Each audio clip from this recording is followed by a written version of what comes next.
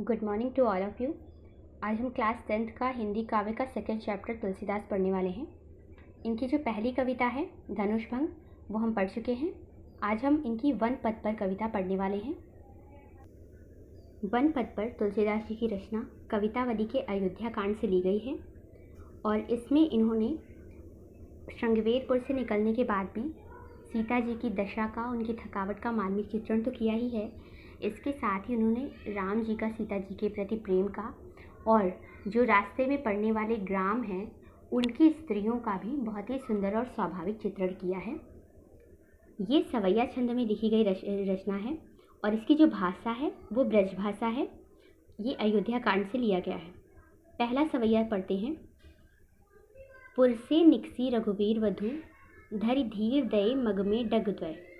इसमें तुलसीदास जी ने सीता जी की सुकुमारता का और उनकी थकावट का मार्मिक वर्णन किया है।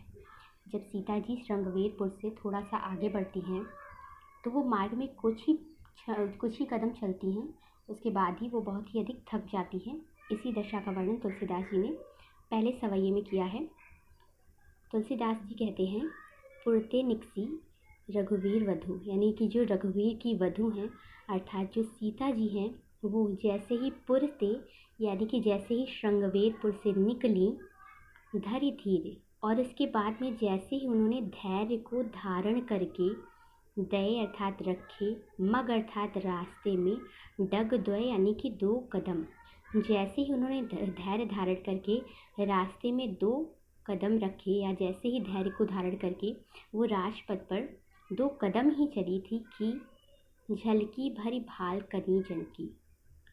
झलकी अर्थात झलकने लगी, भाल अर्थात मस्तक पर, कणी अर्थात बूंदे, जल अर्थात जल की या पसीने की, उनका जो मस्तक है उस पर पसीने की बूंदें झलकने लगी और परिश्रम के कारण उनके पुट सूख गए मधुराधर वय, उनके मधुर अधरों के यानी कि सुंदर होठों के पुट सूख गए, यानी वो राजमहलों की सुख की आदि थी, बहुत ही सुकुमार थी, जिसके कारण जैसे ही श्री रामचंद्र जी की पत्नी सीता जी श्रृंगवेरपुर से निकली और हृदय में धैर्य को धारण करके मार्ग में कुछ ही कदम चली या 2 ही कदम चली, तभी उनके मस्तक पर पसीने की बूंदें झलक आई और श्रम के कारण, थकान के कारण उनके सुंदर होठों के पुट सूख गए। फिर बूझती है, उसके बाद में जो सीता जी हैं उन्होंने अत्यंत आकुल होकर श्री रामचंद्र जी से बूझत है अर्थात पूछा। उसके बाद सीता जी व्याकुलता के कारण श्री रामचंद्र जी से पूछती हैं, चलनो अब केतिक, केतिक अर्थात कितना चलना है, चलनो अब केतिक अर्थात हमें अभी कितना दूर चलना है, पर्णकुटी करिहो कित है, आप पर्णकुटी यानी कि पत्तों की कुटिया का, कित है करिहो अर्थात कहाँ पर निर्माण करेंगे, पर्णकुटी करिहो कित है, कहाँ पर पर्णकुटी का निर्माण करेंगे, क्योंकि सीता जी बहुत ही थक चुकी हैं, इसी कारण से वो जल्दी से जल्दी अपनी पर्णकुटी में पहुंचना चाहती हैं। तो वो श्री रामचंद्र जी से पूछती हैं कि अभी कितना दूर चलना बाकी है और पर्णकुटी का निर्माण कहाँ पर किया जाएगा। तिय की लखी आतुरता, तिय अर्थात पत्नी की आतुरता, लख यानी कि व्याकुलता को देख करके, पिय की अखियाँ अर्थात जो श्री रामचंद्र हैं उनकी अखियाँ अति चारु, जो कि अत्यंत चारु अर्थात सुंदर हैं, चली जल चय, उसमें जल की बूंदें टपकने लगती हैं अर्थात उनकी आंखों में आंसू आ जाते हैं। अपनी पत्नी की व्याकुलता को, उनकी दशा को देख करके, थकावट को देख करके श्री रामचंद्र जी की सुंदर आँखों में आंसू आ जाते हैं, यानी उनकी आँखों से जल की बूंदें गिरने लगती हैं। तुलसीदास जी कहते हैं कि जैसे ही रघुवीर की वधु सीता जी श्रृंगवेरपुर से निकली और हृदय में धैर्य धारण करके वो कुछ ही दूर कुछ कदम चली थी, तभी उनके मस्तक पर पसीने की बूंदें झलकने लगी और परिश्रम और थकान के कारण उनके सुंदर होठों के पुट सूख गए। उसके बाद उन्होंने व्याकुल होकर के श्री रामचंद्र से पूछा कि अभी हमें कितनी दूर चलना है और आप पत्तों की कुटिया का निर्माण, पर्णकुटी का निर्माण कहाँ करेंगे। श्री रामचंद्र जी ने अपनी पत्नी की व्याकुलता को देखा और उनकी सुंदर आँखों में आंसू आ गए। पढ़ते हैं दूसरा सवैया। इसमें भी तुलसीदास जी ने सीता जी की सुकुमारता, उनकी थकान का चित्रण किया है। इसके साथ ही उन्होंने सीता जी के प्रति श्री रामचंद्र जी के प्रेम को भी चित्रित किया है। जल को गए हैं लखन है लड़का, परिखो पिए छाह घड़ी हुए ठाढ़े। सीता जी इसके बाद में अत्यंत थकान के कारण रामचंद्र जी से कहती हैं, जल को गए हैं लखन है लड़का, अर्थात जो पुत्र लखन है वो जल लेने के लिए गए हुए हैं। पिय अर्थात हे प्रियतम, परिखो, परिखो का मतलब है प्रतीक्षा करिए, छाह अर्थात छाया में, घड़ी अर्थात एक घड़ी या कुछ क्षण, हुए ठाढ़े खड़े होकर के। सीता जी के रामचंद्र जी से कहती हैं कि हे प्रियतम, पुत्र लखन जल लेने के लिए गए हुए हैं, अभी आप छाया में कुछ क्षण के लिए खड़े होकर के उनकी प्रतीक्षा करिए। पोछ पसेव बयारी करो, तब तक मैं, पसेव अर्थात पसीने को, पोछ अर्थात पोछ करके, तब तक मैं पसीने को पोछ करके, बयारी करो अर्थात आप पर हवा कर दूंगी, और पाँव पखारी हूँ, और इसके साथ ही आपके पाँव अर्थात पैरों को पखार दूंगी अर्थात धो दूंगी, जो कि भूभुरी ढाढ़ी अर्थात भुरभुरी मिट्टी या फिर रेत से, भूभुरी कहते हैं भुरभुरी मिट्टी को, रेत इसका पर्यायवाची शब्द है। भूभुरी अर्थात रेत से, ढाढ़े अर्थात जल गए हैं, जो अत्यंत गर्म रेत के कारण जल गए हैं, मैं आपके उन पैरों को धो दूंगी। तुलसी रघुवीर पिया श्रम जानिके, पैठ विलम्ब लो कंटक काढ़े।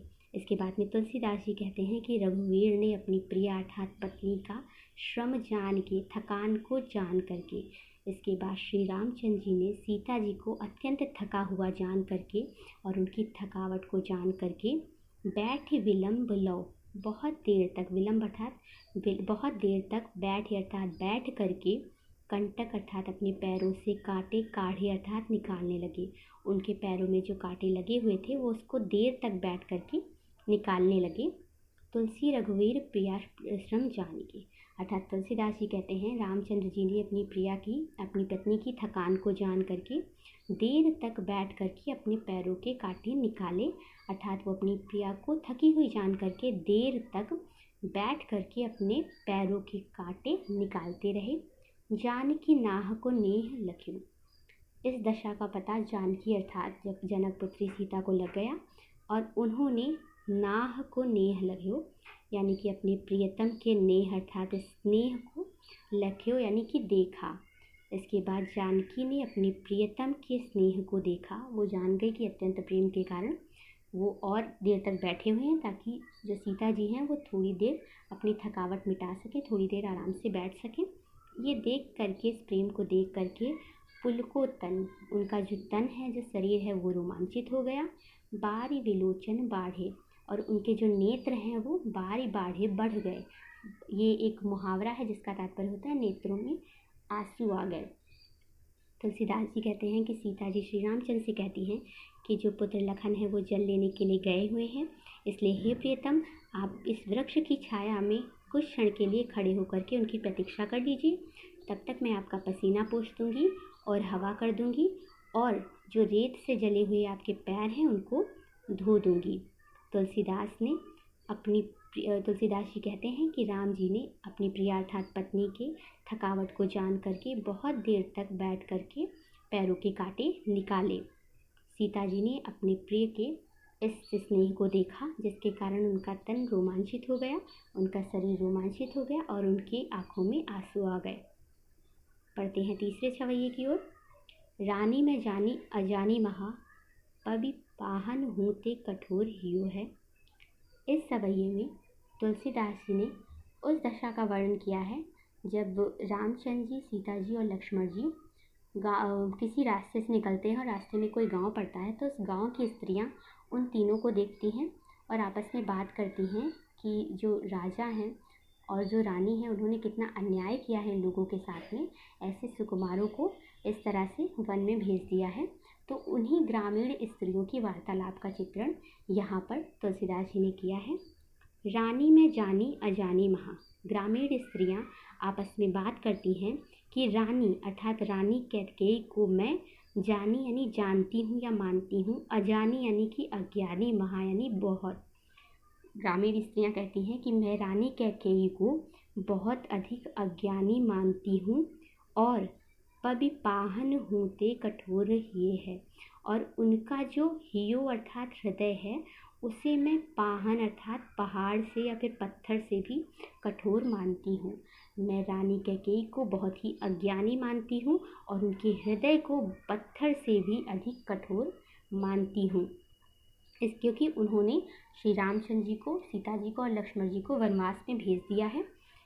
और राजहु काज अकाज न जानियो, इसके साथ ही जो राजा दशरथ हैं उनको भी मैं ऐसा मानती हूँ कि वो काज और अकाज यानी कि कर्तव्य और अकर्तव्य को, सही और गलत को, कार्य और अकार्य को नहीं जानते हैं। और उन्होंने कहेओ तिय को जिन कान कियो है, उन्होंने अपनी तिय अर्थात पत्नी के ही कहे पर अपने कान किए हैं, यानी अपनी पत्नी के ही किए की बात मानी है। और मैं राजा को भी ऐसा मानती हूँ कि उन्हें कर्तव्य और अकर्तव्य का या सही और गलत का ज्ञान नहीं है। उन्होंने बस अपनी पत्नी के ही कहने पर अपने कान किए हुए थे और अपनी पत्नी की ही बात उन्होंने मानी है। क्योंकि ऐसी मनोहर मूर्ति, क्योंकि ये तीनों तो अत्यंत मनोहर मूर्तियाँ हैं, अत्यंत मनोहर व्यक्तित्व हैं। बिछुड़े कैसे प्रीतम लोग जिए हैं, इनसे बिछुड़ करके इनके प्रियजन लोग भला कैसे जी सकते हैं। यानी ये लोग इतनी मनोहर मूर्तियाँ हैं, इनसे बिछड़ करके भला इनसे प्रेम करने वाले व्यक्ति कैसे जी सकते हैं। तो इनसे जो प्रेम करने वाली जो रानी है वो भी शायद अज्ञानी है और राजा भी सही गलत नहीं जानते हैं, इसीलिए वो इनसे अलग हो सके हैं। आखिन में सखी राखी बेचो, ग्रामीण स्त्री अपनी सखी से कहती है कि हे सखी, ये तो आँखों में रखने जोग अर्थात योग्य हैं, ये तो नेत्रों में बसाने के योग्य हैं। इन्हें किमकै वनवास दियो है, भला इन्हें क्यों वनवास दिया गया है, इन्हें कैसे वनवास दे दिया गया है। तुलसीदास जी कहते हैं, ग्रामीण स्त्रियाँ राम, सीता और लक्ष्मण को मार्ग में जाते हुए देख करके आपस में वार्तालाप करती हैं कि मैं रानी कैकेयी को अत्यंत अज्ञानी मानती हूँ और उनका हृदय तो पत्थर से भी अधिक कठोर है। राजा दशरथ भी सही और गलत को नहीं जानते हैं, उन्होंने अपनी पत्नी की ही बातों पर कान किए हैं और उन्हीं की बात मानते हैं। क्योंकि ये ऐसी मनोहर मूर्तियाँ हैं, इनसे बिछड़ करके तो कोई इनसे प्रेम करने वाला जी ही नहीं सकता। इनसे प्रेम करने वाले व्यक्ति इनसे बिछुड़ करके जीवित नहीं रह सकते हैं। हे सखी, ये तो आँखों में बसाने के योग्य हैं, इन्हें न जाने किसने और कैसे वनवास दे दिया है। बढ़ते हैं चौथे सवैये की ओर। शीश जटा और बाहु विशाल, विलोचन लाल, तिरछी सी भौहें। इस सवैये में उस स्थिति का वर्णन है जब सीता जी, राम जी और लक्ष्मण जी किसी गांव में विश्राम करने के लिए थोड़ी देर बैठ जाते हैं। वहाँ पर जो ग्रामीण स्त्रियाँ हैं वो सीता जी को घेर कर बैठ जाती हैं। वो श्री रामचंद्र जी के विषय में उनसे प्रश्न पूछती हैं। उसी का वर्णन तुलसीदास जी ने किया है। ग्रामीण स्त्री सीता जी से पूछती है कि, और जो ग्रामीण स्त्रियाँ हैं वो मनोविनोद करने में या हास परिहास करने में बहुत कुशल हैं और वो हंसी करते हुए ही उनसे प्रश्न पूछ रही हैं। ग्रामीण स्त्रियाँ कहती हैं कि जो शीश जटा यानी अपने सिर पर जटा को धारण किए हुए हैं, उर बाहु विशाल, जिनका उर अर्थात हृदय अथवा जो उनकी छाती है और जो उनकी बाहु अर्थात भुजाएं हैं अत्यंत विशाल हैं। जो अपने शीश पर जटा धारण किए हुए हैं, जिनकी छाती और भुजाएं अत्यंत विशाल हैं। विलोचन लाल, जिनके नेत्र जो हैं वो लाल हैं। तिरछी सी भौहें, और जिनकी जो भ्रकुटियाँ हैं, जो भौहें हैं वो तिरछी हैं। ऐसे तून सरासन बांध धरे, और तून अर्थात तुरीड़ में या फिर अपने तरकस में सरासन अर्थात धनुष को, बाण को धारण किए हुए हैं, बाण को रखे हुए हैं। और जो अपने तरकस में धनुष और बाण को धारण किए हुए हैं, तुलसी वन मार्ग में सुठ सोहे, और इस वन मार्ग में अत्यंत सुशोभित हो रहे हैं, इस वन मार्ग को बहुत अधिक सुशोभित कर रहे हैं। सादर 12 बार सुभाए चितय, तुम त्यों हमरो मन मोहे। और जो सादर यानी आदर के साथ ही बार बार अनेक बार सुभाए चितय, तुम त्यों, सुभाए चितय यानी तुम्हारी ओर देख रहे हैं। सुभा यानी अपने स्वभाव के कारण तुम्हारी तरफ देख रहे हैं, अत्यंत सम्मान के साथ। सुभा अर्थात बहुत ही सहज रूप से, स्वाभाविक रूप से। त्यों हमरो मन मोहे, और ऐसा देखते हुए वो हमारा भी मन मोह रहे हैं, हमारे भी मनों को अपने वश में कर रहे हैं, हमें भी आकर्षित कर रहे हैं। पूछति ग्राम वधू सियसो, ग्रामीण वधुएं सिया से या सीता से पूछती हैं कि हे सीता, कहो सांवरे से, कहो ये सांवरे से यानी सांवले रूप वाले सुंदर से सखी रावरे को हैं। हे सखी रावरे यानी आपके या तुम्हारे कौन हैं। तुलसीदास जी कहते हैं कि हास परिहास में जो कुशल ग्रामीण स्त्रियां हैं वो सीता जी से श्री रामचंद्र जी के विषय में प्रश्न पूछती हैं। वे कहती हैं कि जिनके शीश पर जटा है, जिनका हृदय और जिनकी भुजाएं अत्यंत विशाल हैं, जिनके नेत्र लाल हैं और जिनकी भ्रकुटियाँ तिरछी हैं, जो अपने तरकस में धनुष और बाण को धारण करने वाले हैं और वन मार्ग में बहुत अधिक सुशोभित हो रहे हैं, इस जंगल के रास्ते में बहुत अधिक सुशोभित हो रहे हैं। इसके साथ ही जो सम्मान के साथ, आदर के साथ स्वाभाविक रूप से तुम्हें बार बार देख रहे हैं, ऐसा करते हुए वे हमारे मनों को भी आकर्षित कर रहे हैं। वो तुलसीदास जी कहते हैं ग्रामीण वधुएं सीता जी से पूछती हैं कि बताओ ये सांवरे से सुंदर से तुम्हारे कौन हैं। हे सखी हमें बताओ कि ये सुंदर और सांवले तुम्हारे कौन हैं। इसके बाद में ग्रामीण स्त्रियों की ऐसी बात सुनकर के सीता जी नाम नहीं लेती, क्योंकि उनमें स्त्रियोचित स्वाभाविक लज्जा है। वो ये नहीं कहती कि ये मेरे पति हैं, लेकिन वो संकेत के माध्यम से उन्हें बताती हैं कि ये मेरे पति हैं। उसी दशा का वर्णन तुलसीदास जी ने किया है। सुनि सुंदर बैन सुधारस साने, सयानी है जानकी जानी भली है। तुलसीदास जी कहते हैं कि सीता जी मनोविनोद में प्रवीण स्त्रियों को उन्हीं के प्रकार से चतुराई से जवाब देती हैं और संकेतों के माध्यम से उन्हें इंगित करती हैं।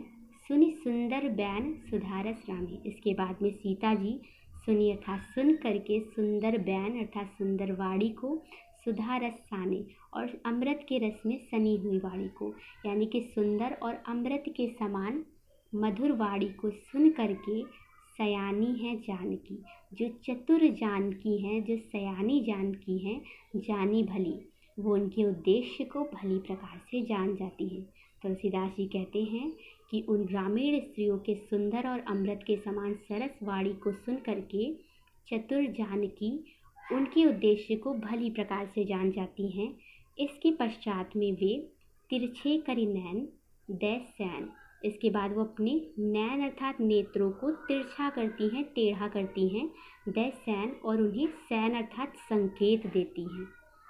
इसके बाद जानकी अपने नैनों को, सीता जी अपने नैनों को थोड़ा सा तिरछा करती हैं, टेढ़ा करती हैं और उसके माध्यम से उन्हें संकेत देती हैं।